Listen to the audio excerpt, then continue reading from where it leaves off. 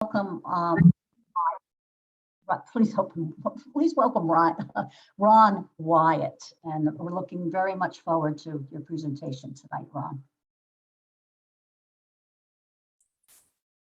Ron, we have to unmute you and unmute you.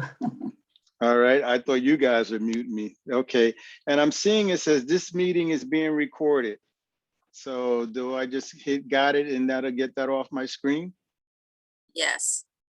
Okay, got it. And for everyone else, feel free to raise your hand or ask your question through chat, and we will interrupt Ron when you see something, rather than waiting to the end. Yeah, I would prefer if you have any questions, just chime in, because I'd like to be able to have you your needs met, or whatever questions you have. Are you seeing me or my presentation right now? You. Okay, very good. All right.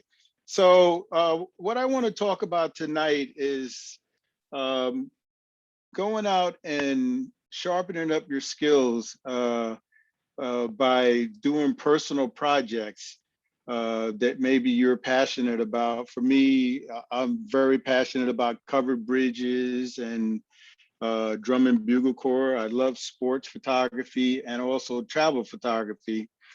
And one year I was out on a missionary trip for a church doing photography. And we went to Costa Rica, and I noticed all of the homes were covered with barbed wire fencing. And I was just curious. I kept seeing that everything had wire fences and everything to keep people from getting in. And I asked what was going on. And they explained to me how they had such a crime problem. And this was a way to keep unwanted people out of their homes and property. And so I started photographing the different varieties of these types of fences and protective covering to keep people out of their property. And it just started a fire where I started, whenever traveling, try to pick some type of subject matter and just try to find different ways to photograph it. So tonight, I'm going to show a bunch of different projects that I worked on and try to explain why maybe I took some of these shots to tell the story. One of the most passionate subject matters in my life is drum and bugle corps. 1969, my father was a bus driver for New Jersey Transit, and he had a charter trip with the drum corps called the Cranbury Patriots from Cranford, New Jersey. And he took them on a weekend trip to Wildwood. And he mentioned to them that he had a son that played the drums. And then he had a daughter that could also maybe participate in this drum and bugle corps. And he came home and told my sister and I that we were going to a drum corps show to learn about becoming maybe a member of a drum corps. And my response was, I don't want to be in no corny drum and bugle corps. And my father said, I'm not asking you, I'm telling you. And again, this was like July of 1969. And to this day, I'm still following. I went to that show. My parents sat like on the 50-yard line at a high school football stadium in the seats. And I was so rebellious that I sat up on a hill all the way in the end zone. I wouldn't even sit with them. But after seeing the first corps, I fell in love with it. And to this day, I already have my tickets for this year's finals, which will be in Indianapolis. And it's going to be the 50th anniversary of Drum Corps International, DCI. And out of 50 finals, I missed 4 of those 50 finals. 2 because of the Olympics. The third one was because I was team photographer for USA Gymnastics, and they had a meet that same weekend. And then one season, my son started college, so I missed. So what I'm gonna do right now is show you some images of drum corps. And again, I would have to say that marching in the drum and bugle corps made me the person that I am today. It taught me discipline. It taught me how to try to get whatever I'm doing as perfect as possible. And at that time, the kids I was hanging around with are either dead, on drugs, or in jail. So I have to say, even though like my father, he was right, and to this day, I thank him for the opportunity and the experience that I got from it. And so as a photographer, I enjoy shooting the drum corps and doing behind the scenes. So basically what I'm going to show you is some of the behind the scenes the shots that I've taken. And again, this is designed to help you get the creative juices flowing. When I could just keep shooting drum corps on the field while they're marching and performing their shows. But then what I'm trying to do is find other ways to tell a story about drum corps through photos. And here's a collection of the photos. Some of the shots that I'm going to show are on my website, Project Wyatt. So I'm going to go through them because there's different categories that I want to show you, and I'm going to go through them kind of fast. But if you want to come back and look at them later, you'll be able to go to my Project Wyatt site, and you'll be able to see them. So this was a photo, the first photo, drum corps. For those who understand, no explanation is necessary. For those who don't, no explanation is possible. And this was on the side of somebody's truck. Ron, And yes. Ron, I'm sorry, we don't see your screen yet. Okay, why is that? Go down to the bottom and try to share screen again. We're still looking at your handsome face. Okay, share screen. There you go. Sorry about that. It's okay. Okay, now you see it. Now we see it. Thank you. All right. So first shot again. I'm at a show and somebody had this on the side of their truck or equipment truck, and I'm trained now that whenever I'm doing a photo essay on something or trying to tell a story or do a day in the life of a particular subject matter, I'll try to find as many photos that will help me tell that story. And this one is an explanation of what drum corps is all about. And one of the reasons why I like to try to teach this, I've been a guest pro for photo tours. And when we're traveling, I want the people who are taking the trip with us to be able to go out and capture photos that they can come home and know that they really documented that trip, and they tried their best to get every piece of photo that will tell the story about a particular place. If you're in New York City and you're photographing New York City, you're obviously going to shoot the Empire State Building, you're going to shoot the Statue of Liberty, the World Trade Center, but that's not all that tells a story about New York. NYPD police car.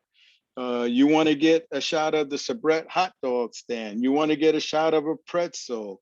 New York taxi cab. There are so many different photo ops that will help you express the story of what New York is all about. And basically, that's what I'm hoping that you'll get out of my demonstration. So here's a shot of drummers drumming. This was a player that's doing their rehearsal practice, warming up. This was at a particular show in Pennsylvania, Westchester, Pennsylvania, I believe it was. And what I had liked, they were practicing on the shoreline, and there was a nice bridge in the background. So I tried to frame a shot where I could show the drum line, but also capture some of the sights in that part of the town. This was a shot at a rehearsal, and what I liked about this shot was the shadow part while he was moving his xylophone. This is the back of a person. For drum corps people, they will know that that's the emblem for the Cavaliers Drum and Bugle Corps. So I'm going to try my best to include shots like that because, again, those that are involved with drum corps, they'll know what that's all about. Here's one of the core volunteers bringing pizza. Obviously, this is pizza to help feed the core. So I just happened to be at the right place at the right time while this person was coming by and took the photograph. And normally when I'm doing photography, I like to travel with at least 2 bodies. And usually I'll have a 24 to 70 on my left side with a dual strap harness. And then I'll have a 70 to 200 on my right side. So this way, if I see a photo and I need to grab it really quick, and I want to get it spontaneous, not without them really noticing that I'm taking a photo, then I'll try to grab it with the 70 to 200 and snap off a few frames. And then if necessary, I'll move in closer and try to get a shot with the 24 to 70 if I have to. So again, these are just various shots of drum corps. This is a warm-up that was shot in the parking lot. Here's a lady that's tuning her drum. This was at a parade in Clifton, New Jersey. And again, I'm looking at what I liked about this shot was it was backlit, and I'm getting the shadows on the ground. And one of the things that you want to do when you're doing these special projects is find different ways to look at your subject matter and find different ways to capture that subject matter to make the shots interesting. So I thought that, you know, this shot of backlit situation where I'm getting the shadow was a nice extra touch to the photo. Here's a tight shot of the conductor. And a photo like this, you want to be able to see the expressions on their faces, which is very important. Equipment truck. Here's a crew that's making lunch for everybody. I think this was looks like a turkey and cheese day or something like that. Doing rehearsal.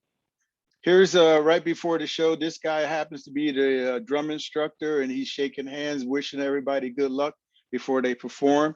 Here's another angle of this guy warming up. And again, this was a shot that I noticed somebody had put their cell phone up to record the drum line.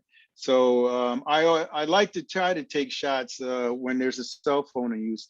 If I see somebody photographing, even on my corporate assignments, if I see somebody using their cell phone to document what's going on, I'll try to do a screenshot of that to capture a different perspective. And as you can see in the background, you see the bass drummers, but now you're seeing it a little clearer in the cell phone.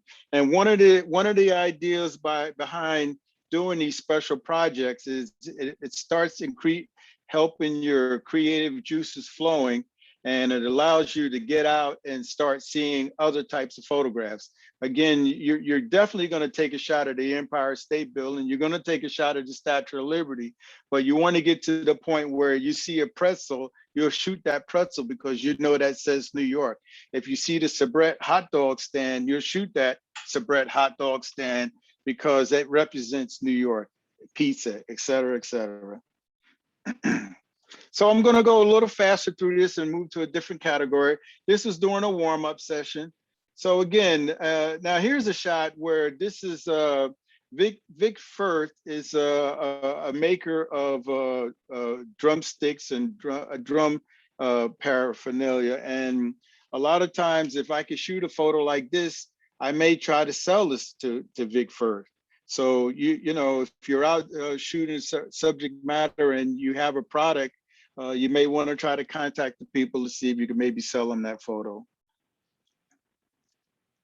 Again, for drum corps, this is like one of the, you know, I already have my tickets for next year's August 2nd weekend show. I dropped like $1,000 for tickets for next year because it's going to be the 50th anniversary, and I want to definitely be there to experience it. And again, this is a subject matter that I'm very passionate about. Some people may be passionate photographing birds or antique cars or whatever floats your boat.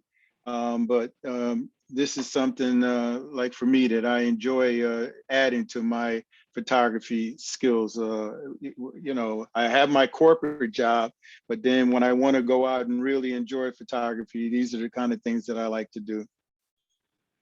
Okay, so this is again drum corps. This was a shot where they were having a rehearsal, and I was down on the field, and I noticed the guy's glasses was reflecting the keyboards that he was playing, and I grabbed this shot. Again, just by me out looking for photos to help tell a story, because I'm out looking again for those photos, I was able to see this shot. And it makes a good, you know, if I was shooting this on assignment for a magazine, they're going to love this type of photo to help tell the story that they're trying to tell with using your photos. So here's again different photos of drum corps. This was a lady that she's part of the crew to help to make sure the uniforms and everything are fine. They just got a new sewing area, a trailer for them to be able to sew. So I took some shots of her. Again, she's a volunteer. And here's one of the ladies volunteer again that's making lunch. Back out to practicing again. Here's time where the kids are getting their lunch. And again, it's, you know, for the average person, they're going to photograph the drum corps on the field performing their show.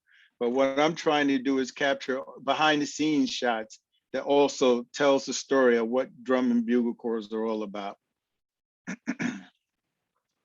Okay, so I'm going to bail out of this one, and I'm going to move over to the smile. Now, while in China, I've been to China a bunch of times. I'm going to say at least 5 or 6 times. And it's just, you know, I enjoy photographing people. And so for this category, you know, part of what I wanted to do in China was to get nice shots of the people and also shots of the scooters. So I'm going to do a scooter presentation in a little bit, but this is the one I did on the smile. And one day we were walking in downtown, just doing street photography, and we walked past this door and looked inside the door, and there was a lady, a dentist, working on a patient. And so we grabbed a couple of photographs of this. So this again is a category that I call the smile. And this is going to be a variety of different portraits that I shot representing the smile.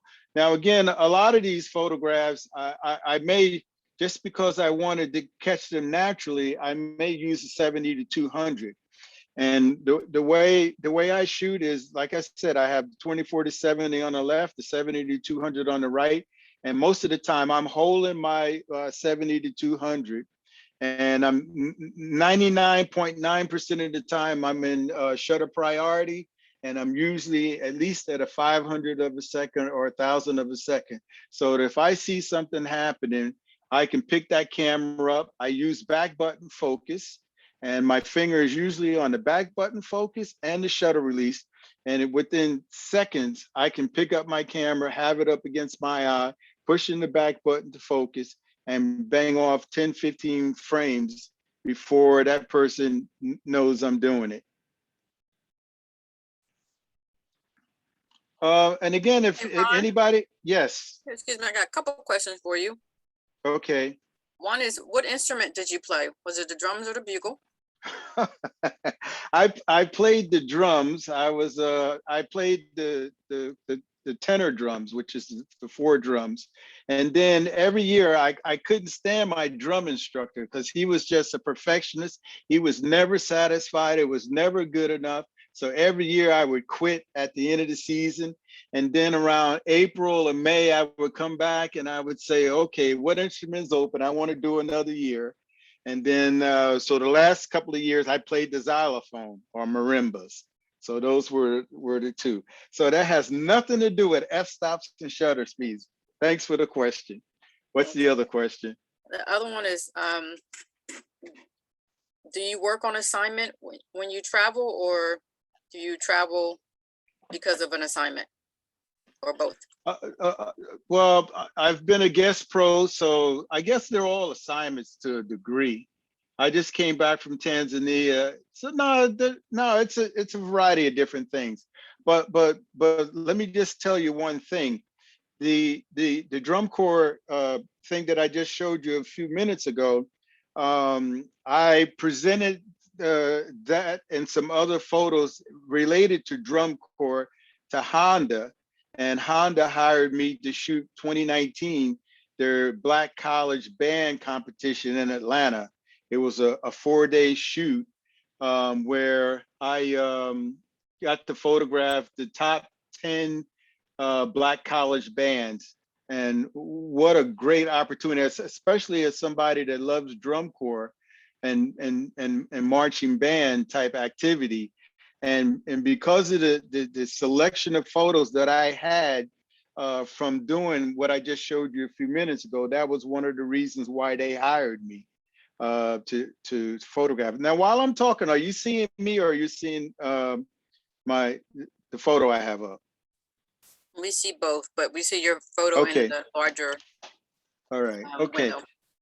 Okay. So anyway, and I forgot to mention that you never. I mean, today a lot of photo editors, from what I understand, is they like to go on your Instagram. I call it Gram Insta because I'm not really participating in Instagram like I should be, and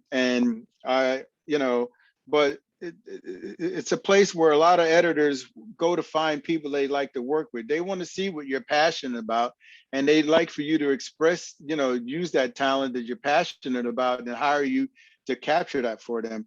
And that was the way that I got the job for Honda. And, in the event that the event takes place for 2022, supposedly they were happy with my work and will hire me again. So you never know where these photos and projects that you're putting together, where it would lead you, should you choose to want to get that kind of work. So here's smiles. So this is a variety of different photographs that I captured just walking the streets. Now, this particular lady, when she first saw us, she was waving us off and said she didn't want to have her picture taken. And then finally, we're like crossing our hands and we're, begging her and throwing her kisses and everything. And after photographing her for probably about 20 minutes, this is one of the last shots of her leaving, but we turned her frown into a smile. Again, for me, it's just like, instead of in China, I just really enjoyed photographing the people and catching them smiling. And so that was one of my assignments while I'm walking around the streets of Beijing, Singapore, hopefully that makes sense.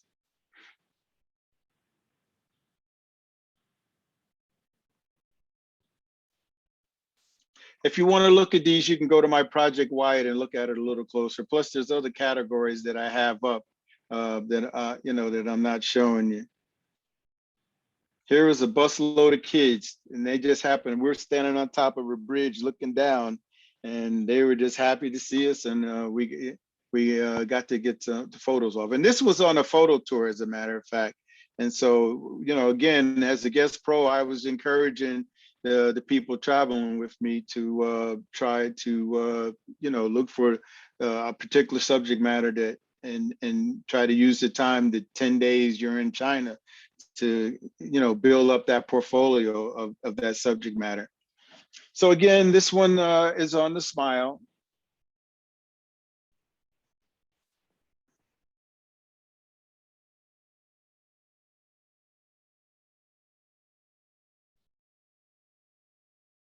And again, walking around in the city, as you can see, there's plenty of opportunities if that's what you're looking for.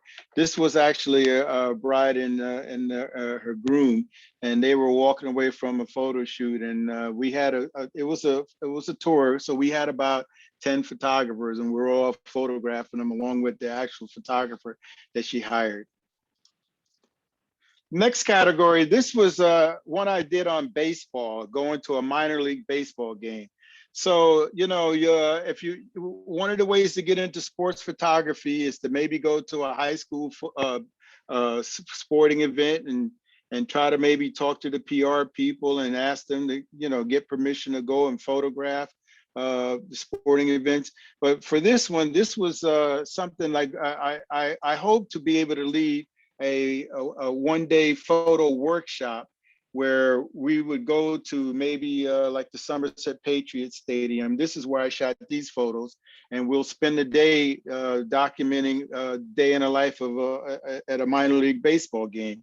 And this is a selection of photos that I took, and I shot this project because, again, we were in talks with Somerset.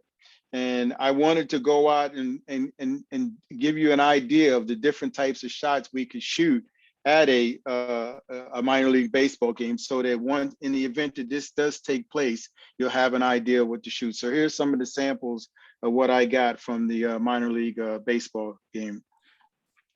So this is yes. One quick question. Yes. Someone said, who is the we that you were talking about? You've been saying we do this or we do that. Who's the we? Well, some of the time I'm talking about, because a lot of my shots, like the China stuff, that was on a photo tour. So I'm with other photographers that sign up to do the tour. And Melinda was with me for Cuba. So basically, as a guest pro, I will do my best to make sure they're getting decent photos and noticing different photo opportunities to capture. Now with the Somerset Patriots, I'm talking about the PR people from the Somerset that I established a relationship with them, and I talked to them about maybe doing photo workshops, or make a day where photography day where some of their guests could come in with their cameras, and we would go around and spend a day photographing minor league baseball. And again, for this, I went out to shoot just to get a sample of some of the photos that you could get if you just chose to participate in this day in the life or one day photo workshop at Somerset Baseball Stadium. So basically, variety of different shots around. Here's the lady selling the yearbooks, actually beer, soda being poured. But again, when you say you're going to photograph a baseball game, most people are thinking about baseball action and all that kind of stuff. But here are some of the other examples of what you could actually be capturing at a baseball photo workshop. Hot dogs. Again, these are all the signs that are photo opportunities that's there. And they make for interesting pictures, photos. Now, we're starting to get into a little more of the pre-game action, signing autographs of the balls. This is in the dugout, and this is how they actually keep their sunflower seeds and gum and everything else. There's a little case like that, so I captured that photo. Somebody's gloves hanging on the fence. Here's behind home plate angle. And again, for this shoot, I'm using the 24-70 and 70-200 lens. And also, well, with the Nikon, I had a 200-400 lens that I would use. And also now with the Sony, I'm using a 120-400. Again, this is dugout action. Ron? Yes. When you're going into these stadiums with those lenses, do they ever push back and say, no, you can't come in, or do you have to get permission before you go in? Well, with going into Shea Stadium, I'm sorry, whatever the Met Stadium's called now, and the Major League Stadium, you may have trouble bringing in a 400 millimeter or 200-400. You probably will have trouble. Forgive me, I'm like, I got something caught in my throat. but for this, and if anybody's interested in doing this type of photography, what I would do, if you have a minor league team in your area or a high school team in your area or a college team in your area, I would contact the public relations or the sports information director and tell them what you're looking to do. You know, tell them that you would like to come in and maybe, you know, start a photo tour, which is what I said to them. And you may have to say, well, I'm happy to offer you some photos of whatever I captured for today. And like, you know, when I asked for permission to do Somerset, you know, they said, sure. They just asked that, you know, if they didn't want me to show empty seats and things like that, that would bring negative, you know, photos. But other than that, they gave me permission to go pretty much everywhere. And basically, usually all you have to do is ask, and they're either going to tell you no, or they're going to tell you yes. And a lot of times, if you're offering them some photos and you really explain what you're trying to do, like for me, I would like to make it a photo day for them. It's just like if they have bat day and whatever day, I said, let's do photo day.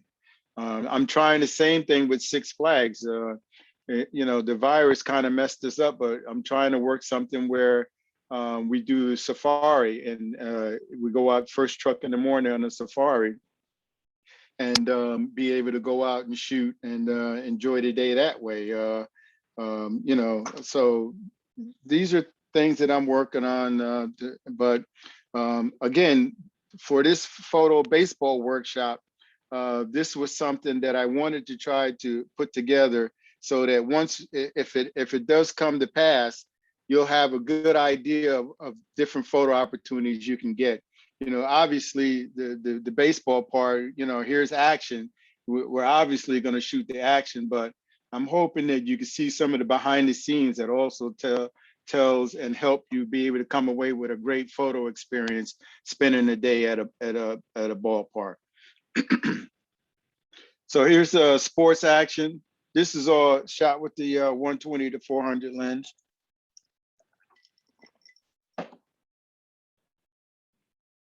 Play it at second base. Now I set it up so I was in the first base box and the third base box. And the minor league game, it's not like if you went to Yankee Stadium or something. You're going to have professionals there, and they're not going to really give you the opportunity. It's going to be very hard to pull off something like that.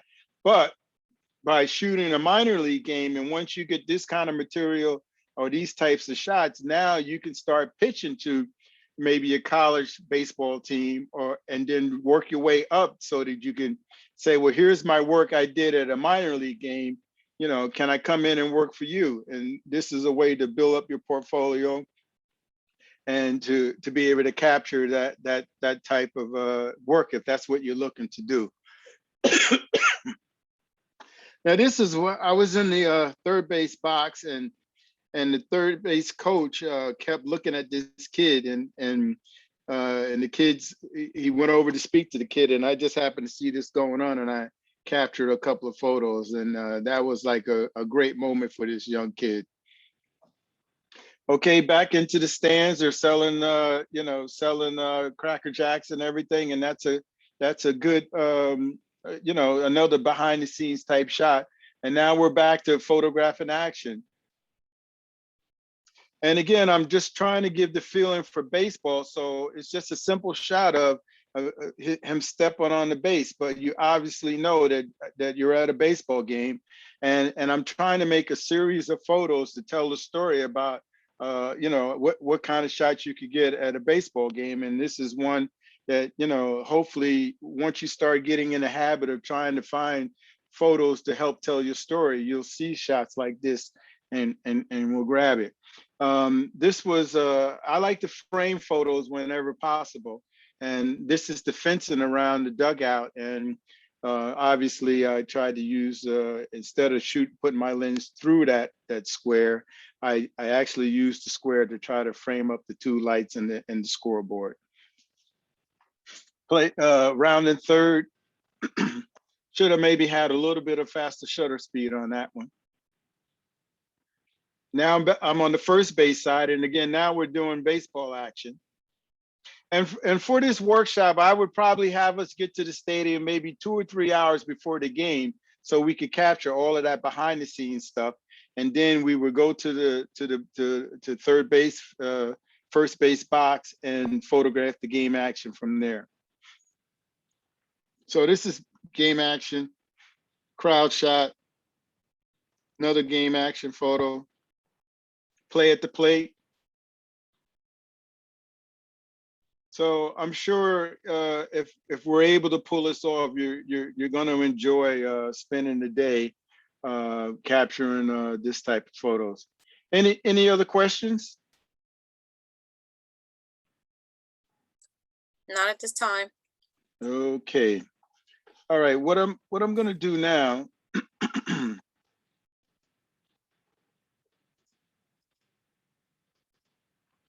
Now, this is another series that I'm looking to do.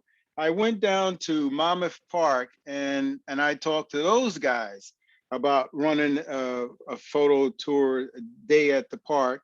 And again, I wanted to go out and capture photos that will help tell the story of what we could, the types of photos that we could capture, you know, at this particular event. And so here's a series that I got. So I got there maybe 6, 7 o'clock in the morning. And this is after this horse had warmed up and there's steam coming off from the heat. Then they were out, you know, some of the horses after their morning run, they're getting clean. So Excuse this me? was a, yes. Excuse me, Ron. We're still Yes. seeing a baseball pitcher. And Oh, okay. You know what? I think I have to resume share. Let's try that. Okay, now you're still seeing the baseball? yep, the guy's clapping hands. High fives. Okay. Now, you're not seeing a horse now? Not yet. And- Okay. Let's see. I'm not sure what I need to do. I'm seeing, it says looks like sharing is pause.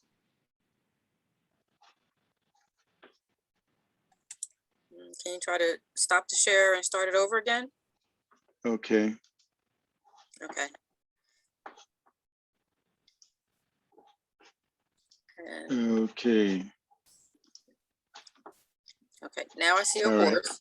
But Okay. before you move on with that, there's a question that says you have a very extensive archive of photography, of photos. Have you Mhm. considered publishing a book about all your work? I have a friend that almost every time we have a conversation, he encourages me to do it, and it's on the radar screen.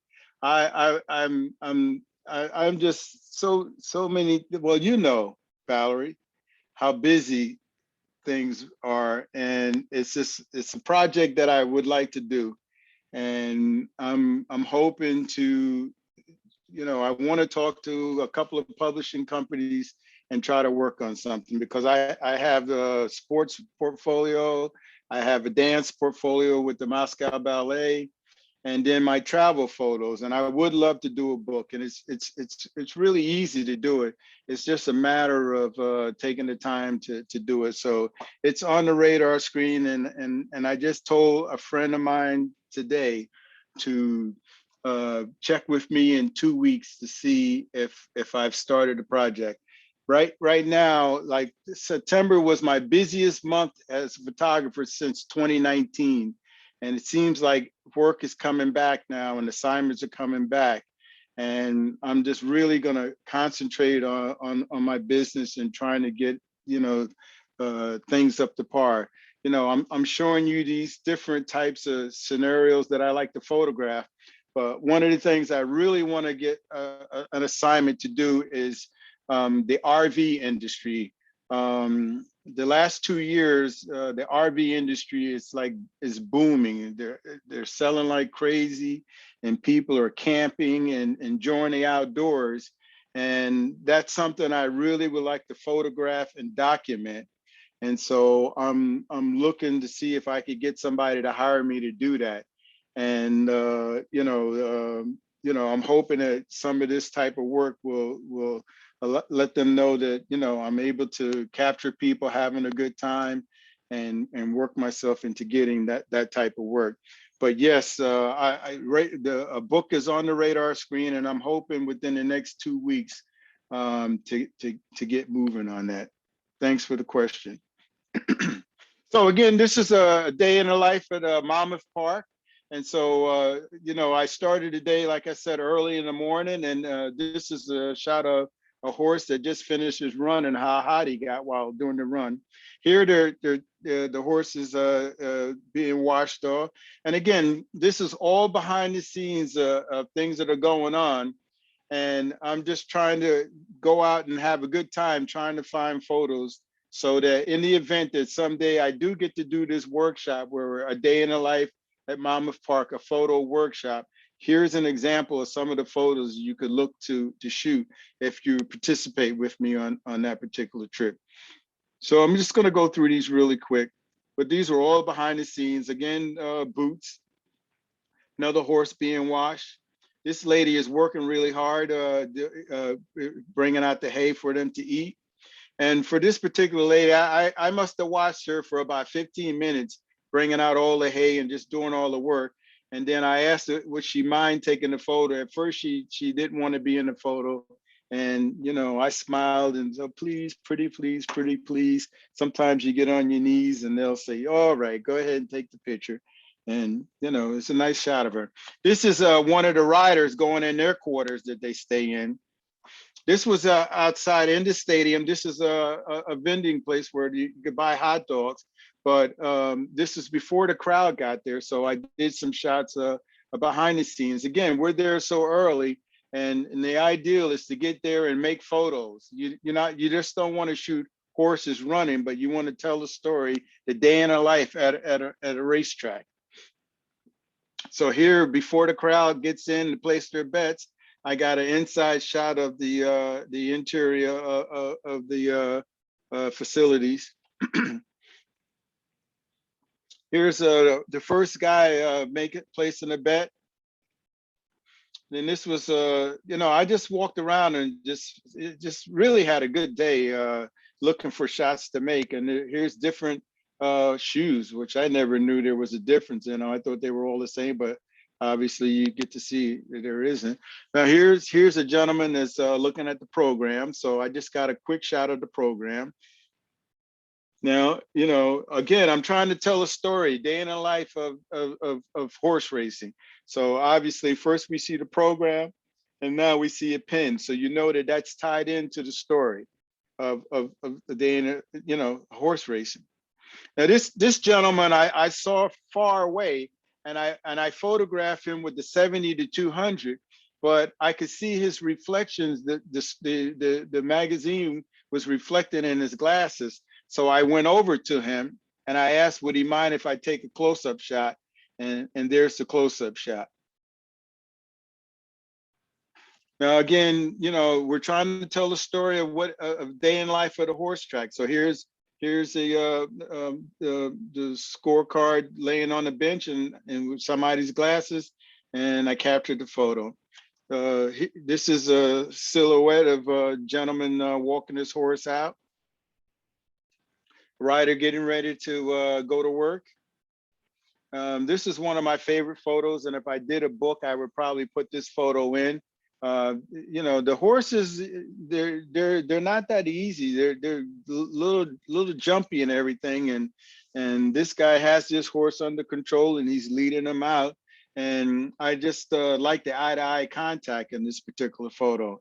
And again, you're at the right place at the right time, and because you're ready to take photos and make images, you're not waiting for the gun to go off and the horses take off. You're capturing whatever you see, and because you're on assignment to tell a story, you're gonna be sharp, and you're gonna be noticing different things, and you're gonna be ready to capture that particular action because you've trained yourself to know, okay, a photo could happen any second. Let me be ready to capture it, and when it happens, you're ready.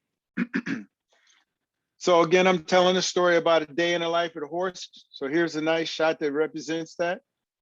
Now, again, before I told you how the horses could be a little jumpy. I'm going to put it that way. So here's three people trying to control this horse, where the fans get to take a look at him before the race. Now, I kept seeing the judge kept picking up the mouth, and I was far away, so I didn't know what he was doing. And then I in between races, I said, "Why do you keep looking in their mouths?" And then he says, "Oh, this is where they keep their numbers at." And so then I wanted to make sure I captured that. And so these are different images that I use to capture the numbers that are inside the mouth. Okay, now this is a wide shot with, I don't know what you call that little stick there that's there, but here's a wider shot. And then I came in to get a tighter shot, again, because I want to create as many images as possible. And again, to that person that's asked about doing a book, this could be a good shot to fill a page or fill a spot in, having these different, in video, we call that B-roll. B-roll footage is something you use to fill in a spot. Maybe the person was talking and the video cut out, but you could put some other photo to cover, or some other video to cover up that person tuning out. So that's what what I was trying to do, with have that extra shot. So now it's portraits of the racers, tight shot. This is with 70-200. Again, I'm using back button focus. When I focus, I always try to focus on the person's eye. And again, because I'm using the 70-200 and I'm hand holding it, I'm going to probably be at a minimum of 500 of a second shutter speed, but then I'll do 1,000 or more if all possible. Here's a 70-200 shot. He's waving at one of his fans there, or pointing to one of his fans. And then what I liked about this shot was I'm not sure if they're referees or what they are, but they were off to the side. And then when they went out to go on the track, I noticed the footprints leading the trail to them. And so I tried to capture an image. And again, because you're out doing these different types of photos, again, it's not the obvious race shot you're seeing, but then you start seeing shots like this. Oh, there's hoof prints in the ground.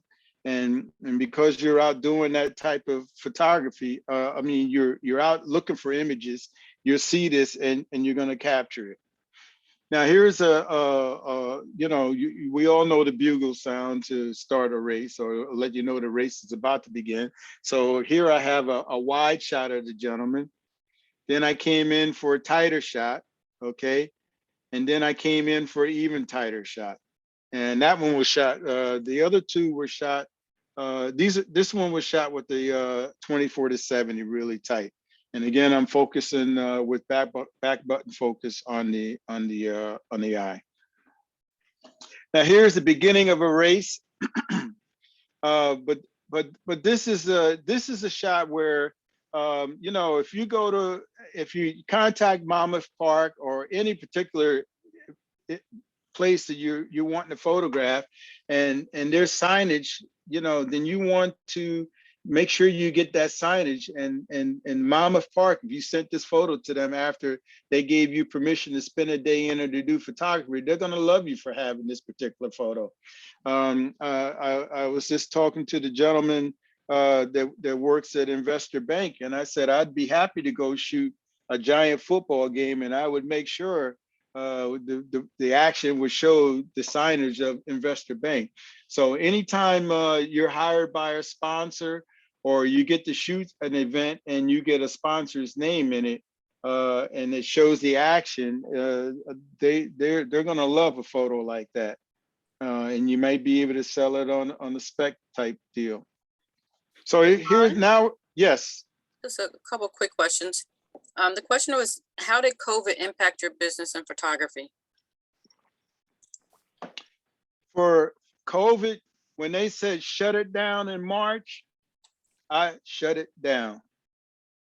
And what I did was I bought a new car, and I did 36,000 miles in a year. And I just went out and shot covered bridges, lighthouses. I rode my bike. I just, and fortunate for me, there was some programs, I at first from say February to June, I lived off my savings. And then I found out that, even though I'm self-employed, I could apply for unemployment or some of the different programs that they had for small businesses. And that's what I did. And I just went out and to build my portfolio and just stay safe. So it's just starting to come back now, and I'm hoping that people will do the right thing and let this virus calm down so that we could keep the flow going. September, like I said earlier, was my best month since 2019. And I'm hoping it's the same way for other freelancers that are out there, that they're noticing that work's coming back. But, I'm a little afraid that because of not everybody doing the right thing, it may pick up again, and we may have another spell, and I'm hoping that doesn't happen. But again, when they said shut it down, and I'm a corporate photographer, so I work for banks, law firms, Six Flags, and I'm mainly an event photographer also. So a lot of my stuff did get canceled. So, no one was doing headshots, and they weren't having meetings and all that kind of stuff. So, it was, I enjoyed the time, even though, and survived. And I used the time to work on my portfolio, and to do more shooting. Is that good, Valerie? That's good. I know you have your shots that you're lined up, but if we have extra time, although we're already at 20 after 9, Okay. somebody asked whether or not we could look at this safari off-road adventure. But that's if we have time. Otherwise, they'll have, they can look at it on their own time. But Safari off-road adventure. yeah, that's on your website. But go through what you have here. Okay. All right. So anyway, we're still at this is actually a race, and so they're racing, and then this is what the the jockey looks like after a race is over with. I was like surprised how dirty they get and everything. So I tried to capture. Here's a wide shot, and then I tried to come in even tighter. This is the first one was a 24-7. This is a 70-200. And again, I'm using back button focus. I hope everybody at your club. Valerie, are you shooting back button focus?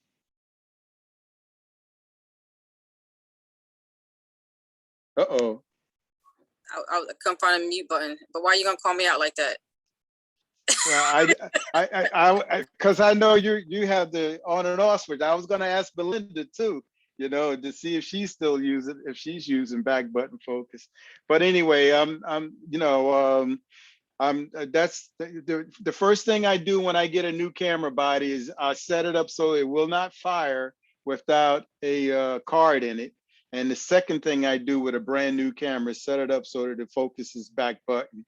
And very rarely will I get a photo out of focus. So if there's some people in the audience that's not familiar with back button focus, feel free to shoot me an email, and I'll be happy to go over it some more, in depth to help you. But as you can see, this stuff is looking beautiful, and again focused on the eye. Here's a guy that's getting all that mud off of him. Another shot of the Monmouth Park, and that's that. Okay. Now, like, yes, I'm still live. You know what the light though? No, Dad, I'm on I'm talking to the world right now. Sorry, everybody. That's My okay. father. Um, Anyway, now, quick, yes. 2 quick things. Melinda said, yes, she is using her back button focus. Okay, And good. the other question is, how does a back button focus work with manual lenses? Oh, that's a joke. I'm sorry. Oh, okay. Never I was mind. like, yeah, my head was churning like, okay, what kind of answer can I get for this one, you know? So, I read the question before I was okay. giving you the question as I was reading it. Okay, so this next set of photos is one of my favorite day in our lives that I've produced. Again, I've been to China so many times, and the one thing that I noticed about China is their main mode of transportation is the scooter. And I mean, I've trained myself to look for a subject matter and then beat the heck out of it. Okay, and so this is one on scooters that I'm very happy with the photos, and you know, and I won't shoot a scooter in the United States. It's only got to be China or Indochina for this type of photography. And here's my collection of scooters. Now, this is a shot, again, a gentleman on a scooter, and he's carrying all that stuff on the back of it. And I'm pretending like he's talking to the lady that's to the left there. So one hand carrying all that equipment is amazing to me. So here's just a normal couple just out enjoying a ride. And again, for these shots, I'm outside with the 24-70 and the 70-200. I use a Black Rapid dual strap, and you know, and in China, being a black guy, they don't see black guys too much there. So I'm just gonna stand out like big time, and people will look at you like, "What are you doing?" And you grab the shot. So I'm getting that look right from this lady. And this one was shot with the 70-200 with a little panning going on there. So, Ron, Yes, I yes. think so. This is a really good question. Do you ever have issues with getting or not getting model releases? I don't get model releases. But I don't sell the photos though. So and that's one reason why I'm hesitant to do a book, because like, you know, I would love to do a book on my Olympic photography, but there's a whole bunch of issues with the emblems and the Beijing and all of that stuff that I could get in a lot of trouble. So that I'm hesitant to do that. And you know, these people are in the public, so you know, technically, I mean, like for what I'm using it for now, there's not an issue with it. But if I'm trying to sell a book or something like that, that may cause a problem. So for whoever asked for that, yeah, you should get model releases, but if you know, like maybe 10 years ago, 15 years ago, I dreamed of being a stock photographer, and I, you know, I was going to take my motor home and live in Dallas for a month and live in Colorado for a month, and then I was going to sell all these stock images and retire and live off selling stock images, which back in the 70s and 80s would pay you $500 to $5,000 for an image or whatever. Then Getty Images came along, and now they'll sell an image for $29 or whatever. So, so I'm not really interested in, you know, selling the images. You know, if it was for stock, and if it's just for an ad or something, yes, you need a model release. But that's not where I'm at. I'm just taking the photos and you know, like I'm showing them to you guys, and different presentations along those lines. And maybe someday, like I don't even print, you know, maybe someday I'll get into that, and or maybe my kids will someday take the photos that I shot in you. This is one of my favorite scooter photos. We had just got into our hotel room, and I went up into the balcony of the room and started photographing, and the downpour of rain came out. And this is one of the images that I captured. And like I said, is one of my favorites from the scooter. Here's another one, and here the lady's got her dog underneath her blue poncho type deal there. Here's one of the kids going to school. He's eating breakfast before school. Here's grandpa, I'm assuming, taking the kids to school on the scooter. And here's a guy on the left. Hey, what are you doing tonight? Boy, get out of here, the girl on the right. Anyway, forgive me. Here's the cable guy on the scooter. Now here's a scooter where it needs a little cleaning. Again, so now, you know, this particular category is called shoot and scoot. And it's all about scooters, but I'm not only going to show a scooter, but I'm going to show a little behind the scenes of a scooter. And here you have, you know, some really rusty looking keys and a dirty speedometer, and that's part of telling the story. So you're finding these extra images to emphasize the story you're trying to tell. Here's a water guy. And again, these are all in China. A lot of these shots were taken while I was on a bus traveling from one spot to another. I would sit on the tour bus and open up the back window and stick the lens out and grab some of these shots if I saw them. Now, one of the things I like about this photo, now he's smiling at the girl, and if you look at the lady's bike in her mirror, she's smiling back, but I got a reflection of her face in the mirror. I couldn't have planned that any better. I says, go 10 feet and I'm gonna photograph. No, but again, this is the kind of shot you get when you're out there and you're just trying to tell a story. You're not waiting for the obvious picture to come up, but you're looking for to make images, and you'll find that you'll come away with a lot of shots. You're saying, oh my God, I just happened to be at the right place at the right time, and I captured that.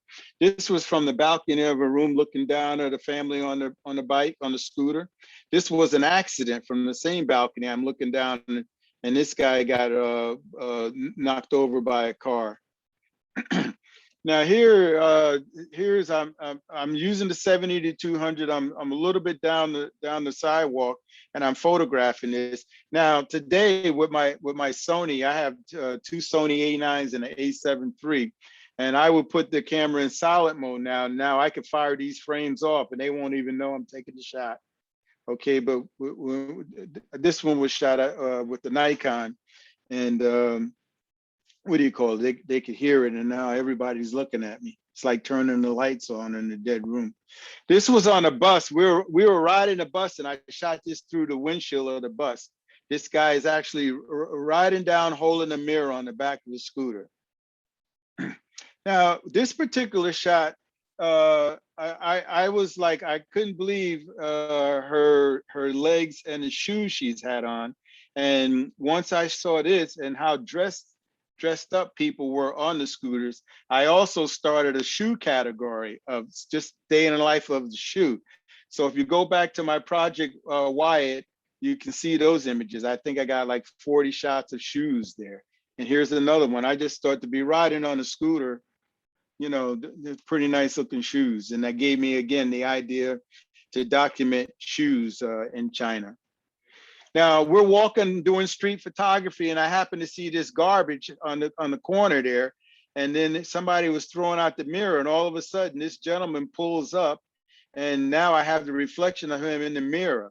And again, I hope you see the point where, because I'm trying to find images to help tell my story, I noticed I even could make an image out of garbage to tell my story. And that's because your creative juices are flowing, and you're not waiting for the obvious shot. You're out really hunting down photos, and then you'll stumble across situations like this every time. I promise you, you assign yourself special projects, and you start learning how to tell the story and find those behind the scene photos of that special project, and it will make you a better photographer. This lady's doing her shopping on her scooter. This one doesn't show the scooter, but this was like, I couldn't believe it. It was warm and everything, but she didn't want any sun to get on her body. So she's covering herself up like that. I believe this, yes. Was that shot pre-COVID? Somebody just asked Oh me. yeah, this is pre-COVID, yeah. Yeah. Even the one with the mask? No, yeah, well, well, see, in China, a lot of people do wear the mask before the COVID because, like for Beijing, for the Olympics, they tried to do something to clear the air. But a lot of people in China do wear a mask. They were wearing a mask when I was there in 2008. So, but this lady is from, I'm asking why it's warm. Why is she all covered up? And I was told because she doesn't want sun being exposed to her body. And again, she's one of the ones wearing a mask.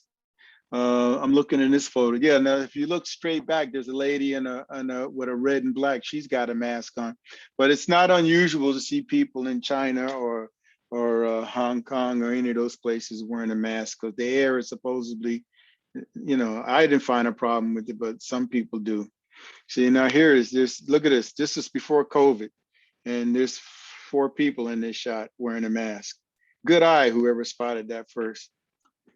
So this was night photography during our street walking time. I wanted to capture some images of the scooters. Again, just like drum corps, I'm just very passionate about the scooter, and I'm the same way with covered bridges. Now, on this particular trip, gentleman said, "Hey, Ron, you need to go over and see where they're washing the bikes. We got some great stuff. I know you're doing a project on scooters. If you want to borrow my images to show of the people washing their bikes, I'll let you borrow it." And I said, I'm just going to go over there. So I waited about a half an hour, and this particular gentleman decided to ride through the water. And this is with the 70 to 200. And this is what happened. I had a whole series of shots. I actually photographed this before he got to the water. But here's the series of shots that I got. And again, I stood there waiting for somebody to just go through this water for about a half an hour. And I never thought this was going to happen.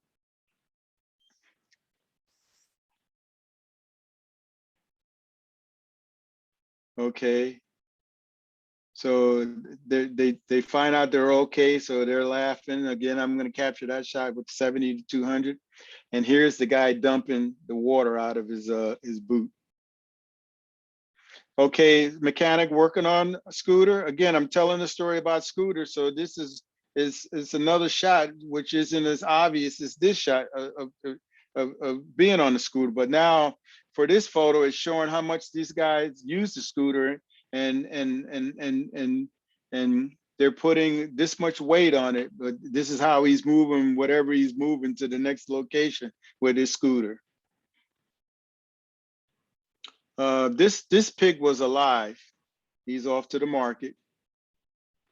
And again, I'm trying to tell the story of a scooter. So I noticed a lady, she was stopped at a light, and I went over, walked towards them, and I saw her reflection in the mirror. So I captured this image with the 24 to 70. Hey, Ron? Yes. Another quick question. When you're doing these action shots, are you shooting in burst mode? Always. I'm sure Melinda and anybody that's been on a tour with me, if I hear you going click, click, click, the first couple of days I'm going to get on you. Your camera should be going. Every time you push that button, you should be doing 5 to 10 frames of whatever you're shooting. Sometimes, like the first shot, when you hit the shutter release, may have a little camera shake in it. But on that 3rd, 4th, or 5th frame of that one push down, the camera's going to settle down, and you're going to get that one really nice tight shot. So the only time I shoot single frame mode is if I have my lights set up to my camera. Now my strobes can't keep up with that. But if you're doing street photography or any kind of action photography, and you're shooting digital, there's no reason why you shouldn't do at least 3 to 5 to 10 frames every time you push the button, especially when you're in Cuba or I was just in Tanzania. I'm not going to take one frame and hope that I got it and come back home and find out that I didn't have it. So no, I'm in burst mode all the time. And I never, I always overshoot. But again, when I come home, like Tanzania, I probably had about 8 to 10,000 frames I took, and that was like 6 days of photography. For Tanzania, I had the 24 to 70 on one body, and then I had the 100 to 400 on another body with a 2x converter, which gave me an 800 millimeter to shoot with. And one of the things I did while we were in Tanzania is I put the 24 to 70 on one body, and I put the 100 to 400 on the other body, and I never took those lenses off until the last day when we were ready to leave, because I didn't want to take any chances of having dust get on the sensor or anything like that by changing them. You definitely don't want to change lenses while you're out on the safari and the dust is blowing and all that kind of stuff. And that's the reason why you want to have at least 2 bodies, so you can have that wide angle shot and the 70 to 200. I always say when you go on vacation or a photo tour, you should need a vacation when you come back from the photo tour. So yes, you're going to feel that extra weight, but we're not worrying about the extra weight because you're carrying 2 bodies. We're looking forward to the great images you're going to get after that time. So this was a chicken run on their way to Kentucky Fried. This was one particular shot that I went and used some Topaz software to fix it up, and I was kind of happy with the results. Again, Topaz software, just for a different effect. But again, here's another example of a scooter, but it's an interesting photograph. It's not just a picture of a scooter, but here's a lady that's walking her scooter up a hill. You got nice texture on the wall and everything, and you got a dog up at the top. Now, this was one that I was really happy with. We were on the bus, and somebody yelled, "Ron, there's a FedEx guy on the scooter," because everybody knew that I was trying to create this type of photo. So they helped me, spot this. So I opened up my window. Well, I had the window open, but I shot through the window of the bus and captured this image of the FedEx guy on the scooter. This is the broom man on the scooter, pouring some oil. Again, this is a behind the scenes shot, but it's still scooter. And if I was doing a book, this would be a nice shot to fill a page or a spot on the page. I'm going to go a little faster. We're getting it. But here, yeah, we could get one more package on this scooter. But again, I hope you're seeing this. To me, it was amazing, and it was just a lot of fun making these images. And if I was ever going to do a book, this is one book I would love to do, because I have so many images to tell the story. Easy do a photo book. Now, what I like about this photo is the leading lines. You got the trail and everything. You have the foreground trail, and then you have the in front of him trail leading you out. And then also, again, it's another one of those situations where I got a little reflection in the mirror. This was during breakfast in Hanoi, and I noticed the traffic, and I took a shot while we were having breakfast. This one isn't alive. I'm gonna go a little quicker. That was our tour guide saying, "Ron, catch that one." Carrying a ladder, another reflection in the mirror, but this was at an outdoor barbershop. Look at all the scooters, and then this guy's got the suitcase on his handlebars. It's just amazing to me. This was at a synagogue, a church, and I like whenever possible, I like to frame photos. And this was one where two people just happened to be going at the same time, and I capture the frame thing there. And I think that's the last shot of that. Okay, so I want to go to one more place. And so I'm going to try stop share. for a second. And okay, what did I do?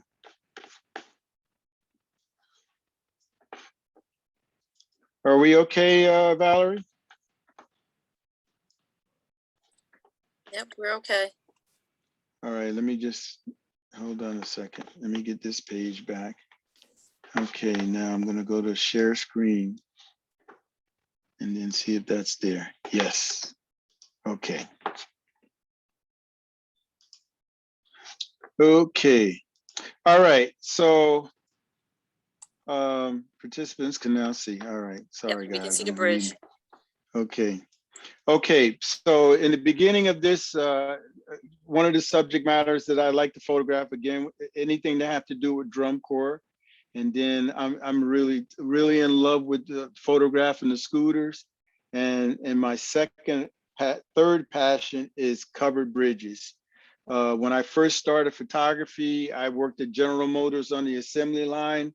And then on the weekends, I used to go with some other upcoming photographers, and we used to go to Pennsylvania or Vermont to shoot covered bridges, lighthouses, and I've been doing that for a while now, and just really enjoy photographing. And this is a little presentation that I put together on the covered bridge.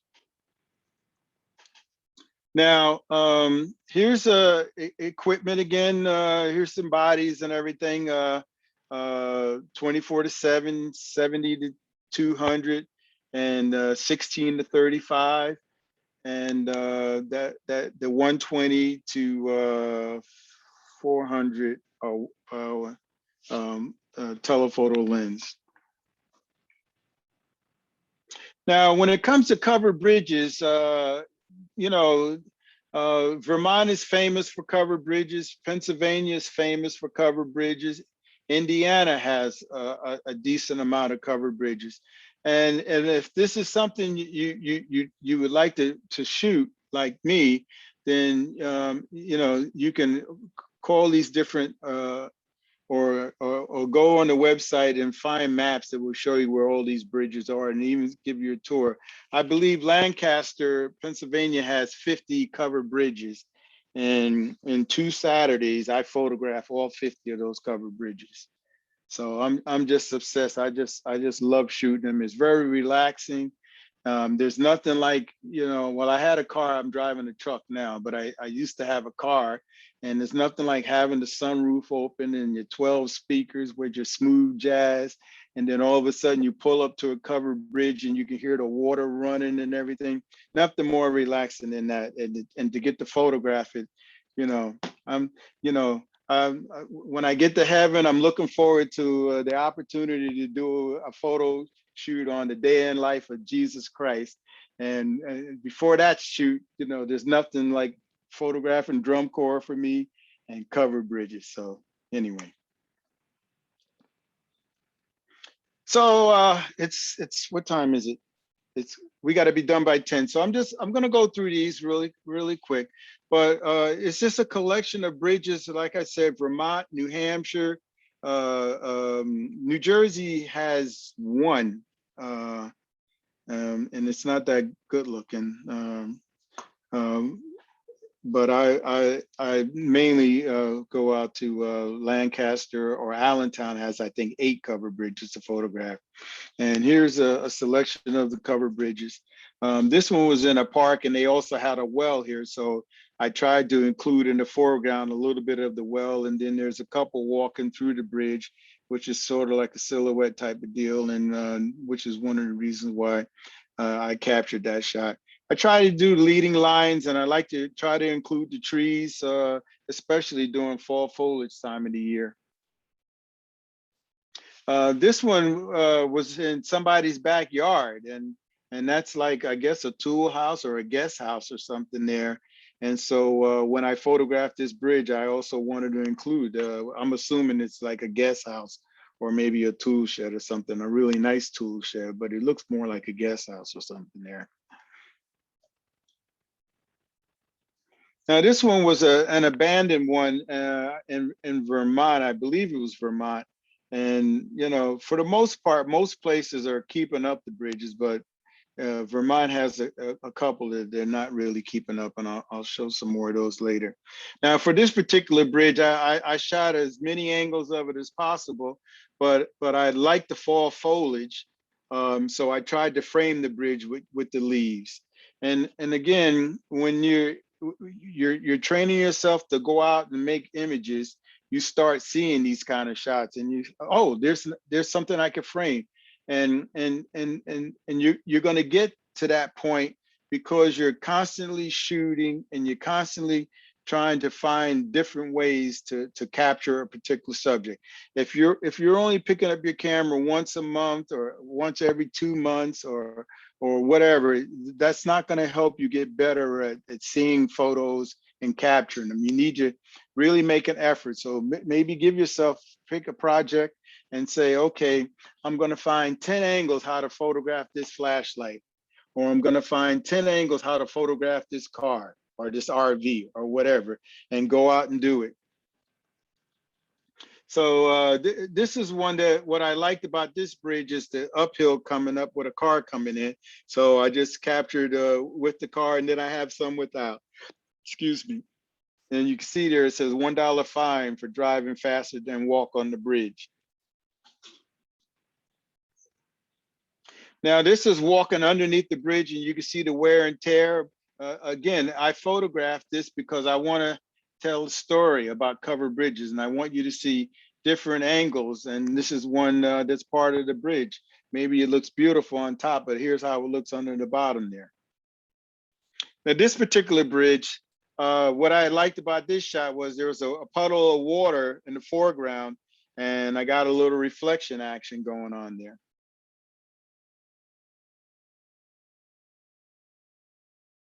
Again, for this particular covered bridge, I said, hey, I had my partner, my girlfriend, just drive the car down, and just so I could have some action. And I photographed the car from the beginning all the way through to the other side. And then when you get back into editing, you figure out which shot you want to use of that.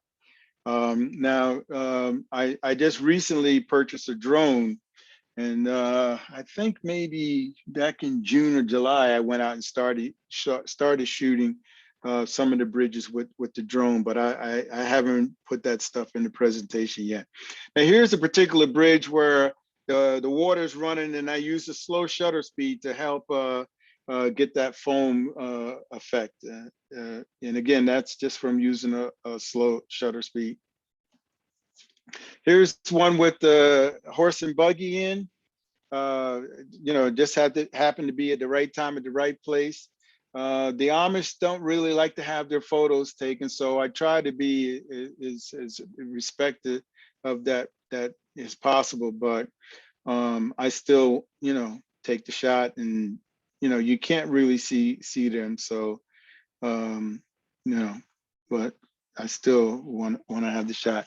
This is bridge enjoyment. This selection of photos is shots of people actually enjoying covered bridges like me. And here's a guy that wanted to sit on top of his car while somebody drove him through the bridge. And again, I just happened to be at this bridge at the right time, at the right place, and captured this photo to add to my collection of covered bridges. Here's a bike rider getting ready to go through. And again, just like the car, I photographed him going all the way through, all the way to the end. I even have him going up the top of the hill. And then again, you come back in studio and pick which particular shot. This gentleman's fishing out across from the bridge, and I just happened to be there at the right time when he actually caught something. And I snapped this. So again, I'm telling a story about covered bridges. But here's a photo with the covered bridge in the background, but also the shot is a good shot of somebody actually fishing and enjoying that atmosphere around the covered bridge. Here's on the right to the rear, you see kids swimming and diving. Out of all the years I've been shooting covered bridges, this was the first year that I've ever seen anybody actually swimming around one. I forgot where this was. I don't remember where I actually shot this, but I was surprised and made a couple of images of people actually swimming and enjoying the actual water. Here's the same on the other side of the bridge, and another little kid jumping off. This was one bridge where they closed down the bridge, but they put picnic tables down. And the couple down the other end, they were having their lunch. And after I finished shooting my photos, we probably talked for about an hour about covered bridges, and they were giving me directions to find some other ones that were in the area. And this was a couple from New Jersey that was up, and this was up in Vermont, and they were out vacationing, and we got to talk, and then I took this photo of them to send to them.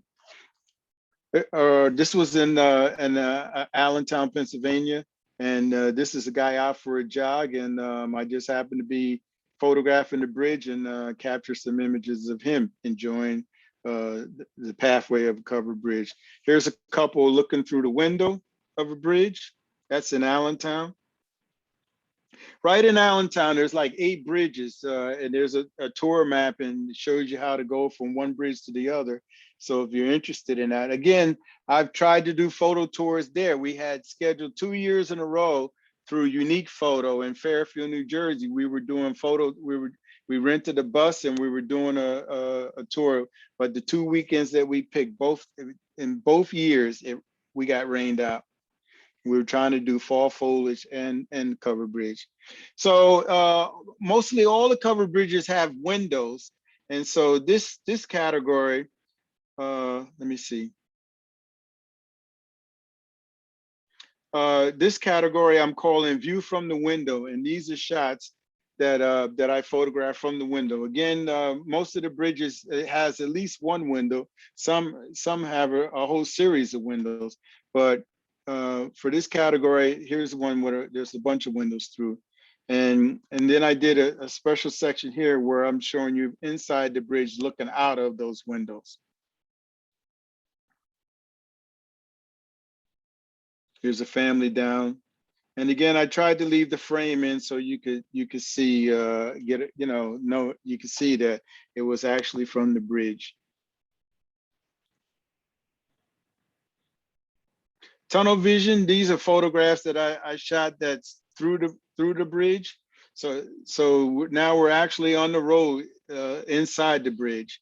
And this is a shot that I would take maybe 800 ISO and maybe shoot it at a 20th of a second or something like that to expose it properly. And again, I'm doing when I hit the button. So even if I'm doing a 20th of a second, maybe I'll have some camera shake in the first frame or the second frame of those 10 frames. But I'm going to pick the one that settled down and is nice and sharp and tack sharp for me. Here's a guy doing maintenance on one of the bridges, happened to come to this bridge and they were doing that. So I captured a series of shots of him preparing to fix the bridge. Here's a silhouette. Car coming through. And again, another silhouette of a gentleman walking through. Now for this shot, I'm showing the shadows from the light coming in, and you can see the X's and crosses there. So again, I'm trying to create a photo to go in the category of covered bridges, but not just a static shot of a bridge. It's another, if I'm doing a book, this is a nice page. I mean, filler shot that could fill in a page and maybe put some type in that you want to put in, and it's still relevant to the actual covered bridge, even though it's not an obvious outside shot of a covered bridge. Here's one where the horse and buggies coming through. Again, I try to respect the fact that the Amish, would rather not be in photos, but this is a safe photo. You can't really see them in it. And then here's another time where I'm capturing one going through. Okay, this is the view from inside the tunnel looking out. Here's a farm that's on the other side of this one. And for this one in the lower right corner, I'm showing sort of like the lighting effects, and you can see the motorcycle has a light. And then if you look at the top of the photo on the left, you can see where the light's coming through, and that little opening, there's like a little square opening, and that's that light allowed the sunlight come through the ceiling and lit up this L and M on that particular shot, like it's a spotlight. And then here's again, I'm playing with the reflections from the car light on the tunnel, and then there's a shallow exit from when the car is coming out of the tunnel there. Excuse me, Ron. Yes. Quick question. Are you Yes. shooting handheld or do you sometimes use a tripod? I always shoot handheld. My first experience with photography was out of camera shake. So anytime you make a mistake with photography, you know, as long as you're not being paid and it doesn't cause you to miss the job or mess up the job that you're getting paid for, mistakes are okay, because once you make the mistake and you learn from that mistake, now you're never gonna ever do it again. So when I first started photography, all of the beautiful pictures of the girls in Bermuda on my honeymoon, I mean, all of the photos that I took on my honeymoon in Bermuda, because of the camera shake, they were all blurry. So the first thing I did when I bought my first cameras, I bought a Canon AE1, and I practiced firing the shutter. I would watch television. I practiced firing off the shutter without doing this.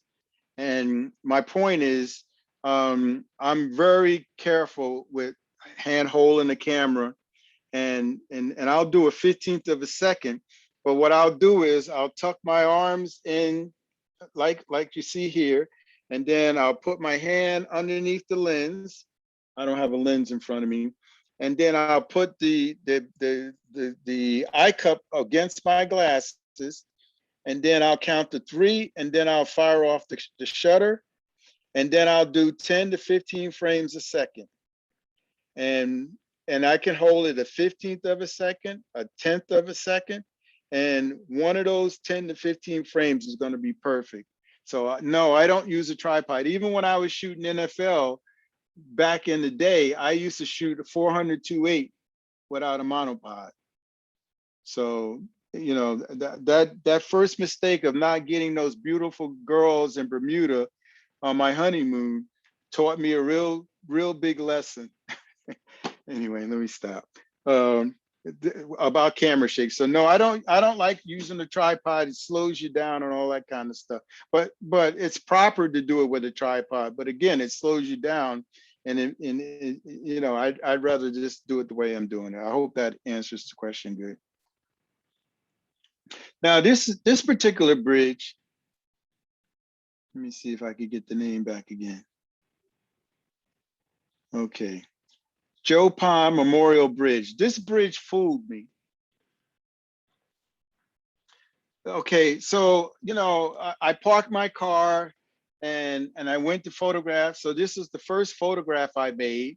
And so it looks like a regular, normal covered bridge. But then when I walked around, and when you're photographing any subject matter, if all possible, you should do a 360-degree circle around that particular subject. And hopefully you can find different images that and maybe sell you a different shot rather than the obviously one particular view, which is this is the main view of this. And now when I walked around, this is what I found. Look how deceiving that is. When we just, I'm trying to get it back. I went too far. When we just looked at all those covered bridges, this looks like all the other bridges that we photographed a few minutes ago. But now when you look at this one, here, it's very deceiving. So I was really shocked. But again, for my collection of covered bridges, it just fits in, and it's another story I could tell about the bridges. So here's this particular, you know, really skinny. It's really like a walkway bridge. Okay, we're almost done. Now this is in Indiana. And they have a covered bridge festival every year, but they haven't had it the last 2 years because of the virus. And so this is one that, you know, hopefully if they have it next year, I'd like to go to attend, because there's different bridges, but it's just like a fair, a World's Fair or a county fair. And they have a variety of different bridges, and it's a big town celebration. I mean, the town is shut down. It only opens up for the covered bridge festival, which is like a week or 2 weeks in this particular town. Okay, that's the actual bridge there in the background. And here's one more of the bridges that's on that tour, you know, when they do have it. Okay, real quick, this is the sad part of my presentation, where these people, you know, they're not really taking care of the bridge. This was on a campsite too. But this is what they're doing with the bridges, is storing all this garbage and everything in it, and very sad. But you know, again, I'm telling the story of covered bridges, so that's why I included it in the presentation. I'm going a little faster. Now, this is one of my favorite bridges to photograph. And what I love about this bridge, a few minutes ago, I told you guys about how you should try to, you know, photograph subject matter 360 degrees, a round circle of that, and look at and try all the different angles. And this is one particular bridge where I shot all the way around the bridge, and the angles were just absolutely beautiful. It's one of my favorite bridges that I've ever photographed. And it's just, you know, just a great day. So I'm gonna shoot through these really quick. So here's all the different angles that I shot this bridge.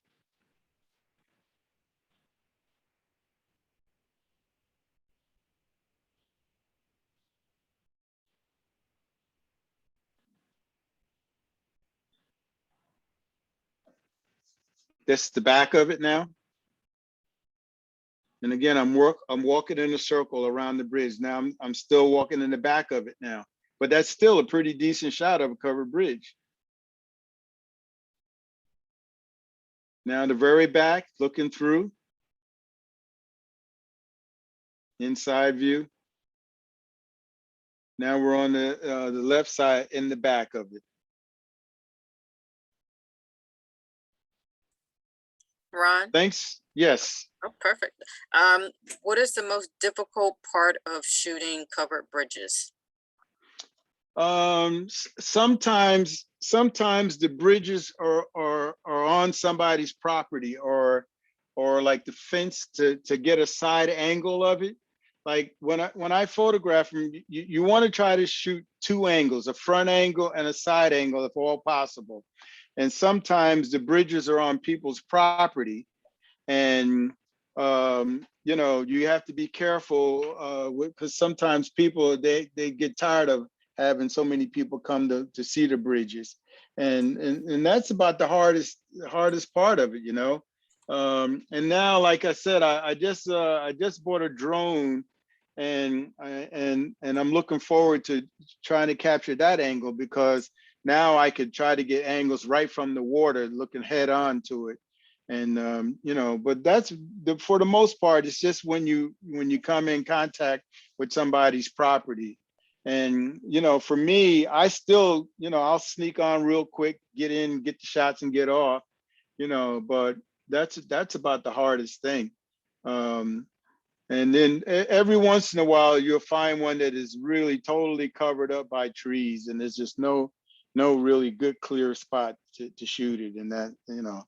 But it's still, for me, it's a great time. It's very relaxing.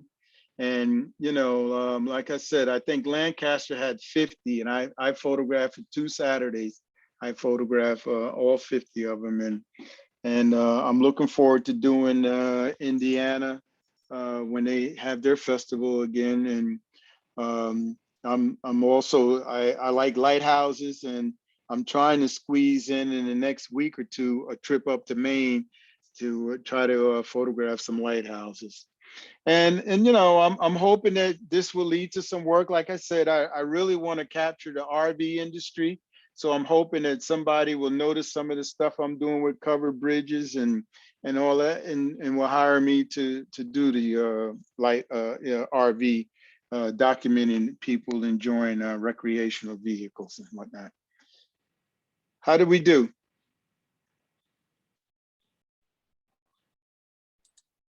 We're getting a lot of thank yous, and it was very good. They're glad they were able to attend. Very good. Does anybody else have any other questions? My email information is up. If you want to shoot me an email anytime and just say you were part of this tonight, and if there's any way I could help you, especially you guys who aren't doing back button focus, you know, I'd be happy. And again, you can see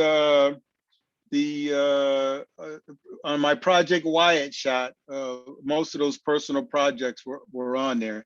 And go take a look at the shoes. I meant to show that tonight, but you know, anyway, I was kind of proud of that too. Everybody was like, "Oh, you want to shoot shoes? Why you want to shoot shoes?" But it was pretty interesting.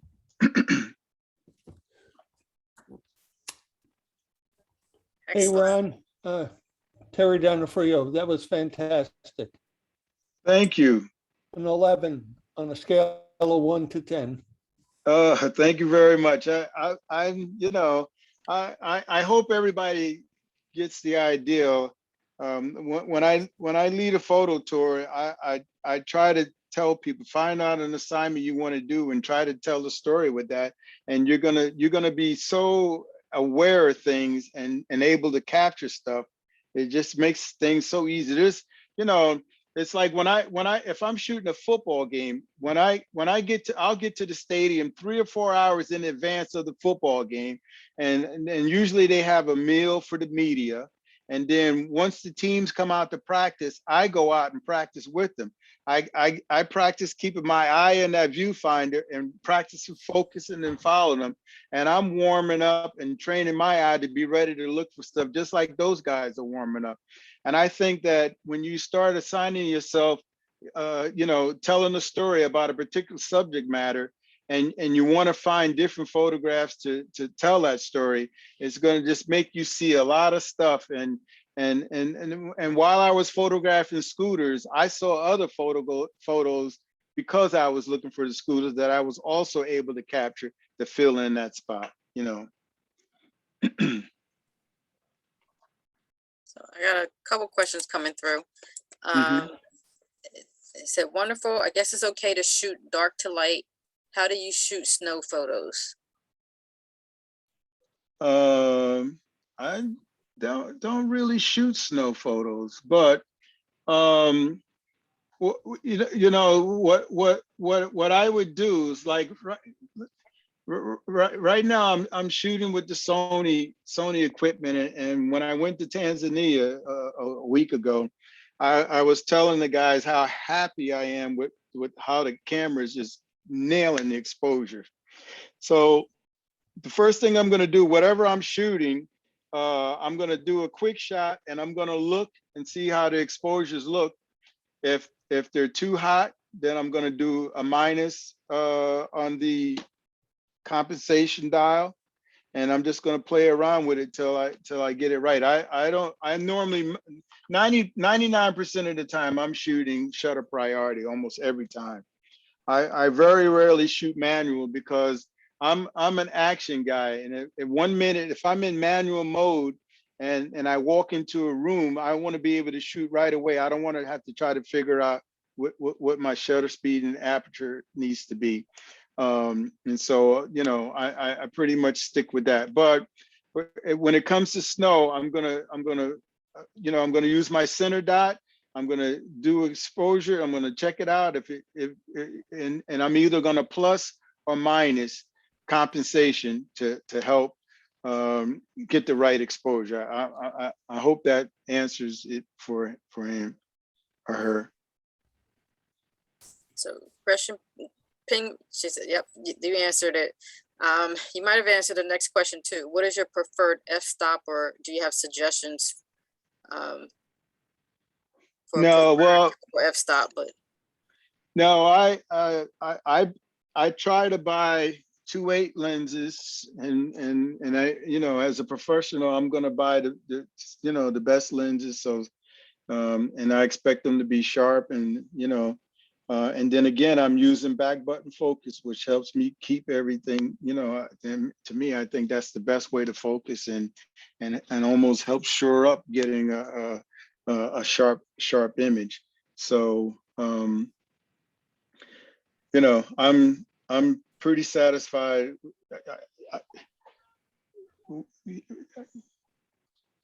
Now, let me just say this because I'm going to change what I just said.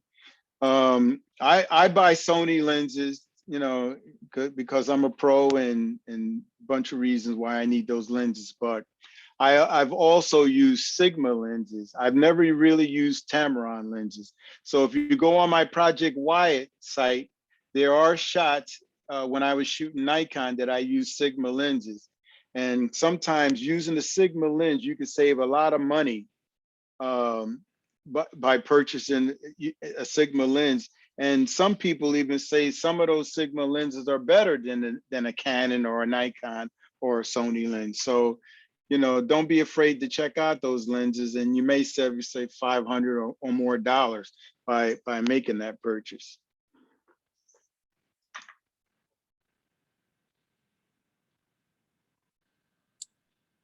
Excellent. Does anybody else have any other questions, or are we done for the night? You get a lot of kudos, a lot of thank yous. Great. Well done. Fantastic. Thank you. All right. And again, if something comes up, my email address is up there. And especially if you're interested in back button focus, I swear by that. So if there's some people that aren't familiar with it, then we can go over it. I mean, pretty much any camera, you could just Google Canon 5D back button focus, and you'll find something on YouTube that'll show you how to do it and everything. And again, this is something, if you're going to start using back button focus, then you're going to have to train your two fingers. Your thumb is going to be on the focus button in the back of your camera and in your shutter release, and you got to teach those fingers to work together. And the more you shoot, the faster you'll get them trained. And I don't even think about pushing the button to focus. It automatically does it. They know what their jobs. This thumb is to focus, and this is to release the shutter. And so don't switch the back button focus on Friday night and then go shoot a wedding on Saturday and forget you're in back button focus mode, and you're thinking you're focusing from your shutter release. So, but for those who tried it and stick to it, I'm sure they'll swear by it. It helps increase your in focus photos.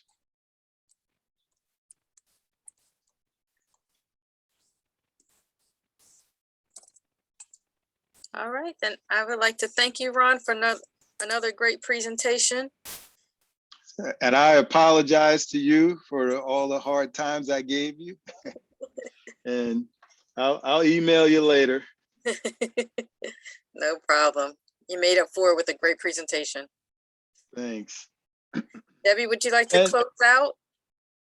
And again, if your guests want to ask me something later on, just feel free to shoot me an email. Let me tell this quick story. When I first started photography, I was working at General Motors on the assembly line, but then I was doing photography on the side, and then I started shooting NFL while I was still at General Motors. And so every week I would travel with 3 or 4 photographers, and we would go all over the country shooting football games for the NFL. And one time, I got a call from a supermarket. I don't remember what supermarket it was now, but they asked me if I could photograph something in their market. And I said, sure, no problem. And then I hung up the phone and I called up one of the guys I would travel with every week to shoot NFL. And I said, blank, I got a call and they want me to shoot this supermarket, but I don't know how to deal with fluorescent lighting. How do I do that? And he said to me, I had to learn the hard way. You'll have to learn the hard way. And he wouldn't tell me how to shoot fluorescent lighting. And we traveled every week together to LA, New England, Miami, and we're supposed to be friends. And that's how he answered me. So I said I would never be that way. So, you know, if there's any way I could help you, and if I don't know the answer, I will find it for you. So any of your guests that's still on, if feel free to ask. I have no problem trying to answer if all possible. Ron, thank you so much. So where's your next trip that these folks can go on with you? Oh, I don't have anything in the bullpen right now. But my trip to Tanzania, I had started my own photo tour company, and then 2019, I was so busy, I couldn't do both of them at the same time.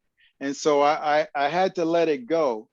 But now I'm thinking of really trying to go for it. And you know, I really had a good time on this trip to Tanzania. And so I'm thinking in the back of my head of starting the company up again.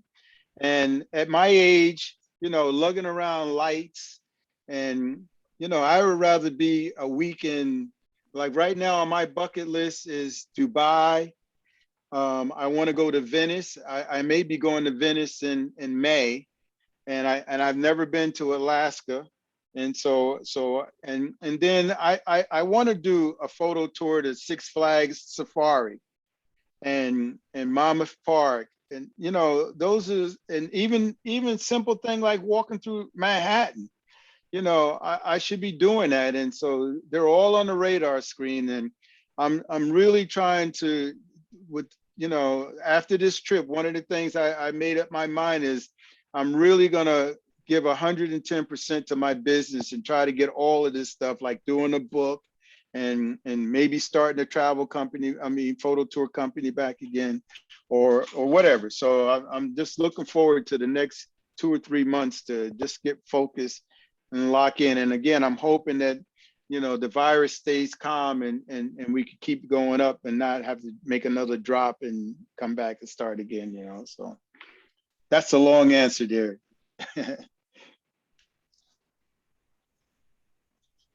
We'll look forward to that. I have a feeling going on tour with you is a great learning experience. I love it. It's a wonderful world out there. If I was president of the United States, I'd make it mandatory that every USA citizen would have to at least go to one foreign country and see what it's like, because it's a wonderful world and we have so much in common. In Tanzania, I didn't see one person angry or anything negative.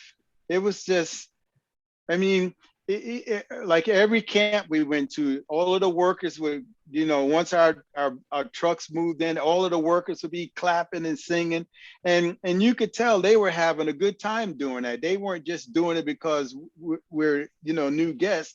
They were really having fun, and it's like, you know, I didn't have any news, you know, and it was just a really fun 10 days, you know. And so, you know, that's the life, to be able to do that kind of stuff. So I definitely want to do more traveling. I bought an RV and I want to do camping, and you know, I want to see Dallas. I've never been to Seattle. So there's a whole bunch of good stuff on the radar screen. We just got to bring it to pass, you know. So another long answer, Debbie. Sounds like fun. Thanks, Ron. It was wonderful. Thank you. Thanks for having me. Okay. Have a good night, everyone. Good night. All right. Good night. Thanks.